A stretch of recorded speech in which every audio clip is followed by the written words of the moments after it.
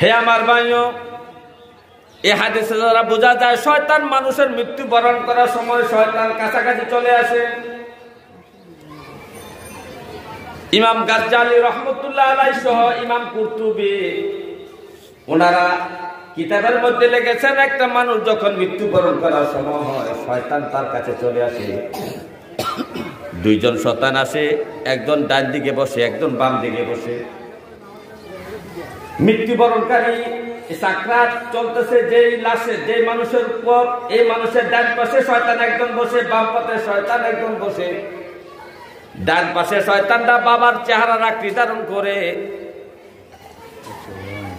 বাবার চেহারার আকৃতি ধারণ করে ওই মুমূর্ষু ব্যক্তিকে বলতে থাকে, এরে আমার সন্তান, আমি তোমার বাবা, তোমার আগে আমি মৃত্যুবরণ করেছি।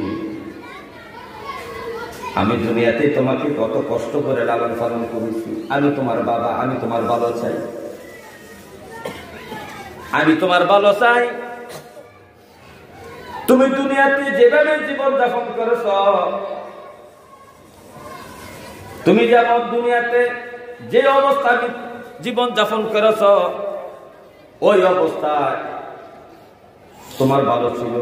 সুতরাং তুমি এখন একটা কাজ করো, যে নামাজ পড়ছো না, সুদ খাইছো, ঘুষ খাইছো, মা বাবার সাথে বেয়াদবি করেছো, স্ত্রীর হক আদায় করো নাই, সন্তানের হক আদায় করো নাই, রমজানের রোজা রাখো নাই, যাকাত দাও নাই, হজ করো নাই।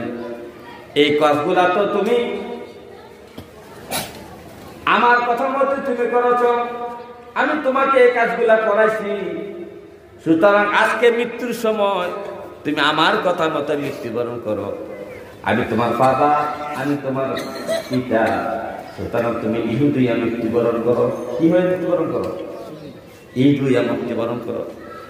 তখন এই লোকটা যদি নামাজি হয়, আল্লাহওয়ালা হয়, তখন সে বলে না না না না না, আমি ইহুদিয়া মৃত্যুবরণ করবো না।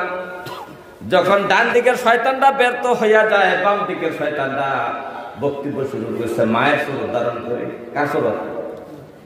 তার মা যে ছিল দুনিয়া, সে তো তার মাকে দেখছে, মায়ের চেহারা সুরত ধারণ করিয়া সন্তানের মতো সুন্দর করে ডেকে বলে, বাজান, আমি তোমার মা, আমি তোমাকে দুধ খাওয়াইয়া বড় করছি, প্রস্রাব পায়খানা পরিষ্কার করছি ছোটবেলায়, তোমাকে ব্যথা পাইতে দেই নাই রে সন্তান,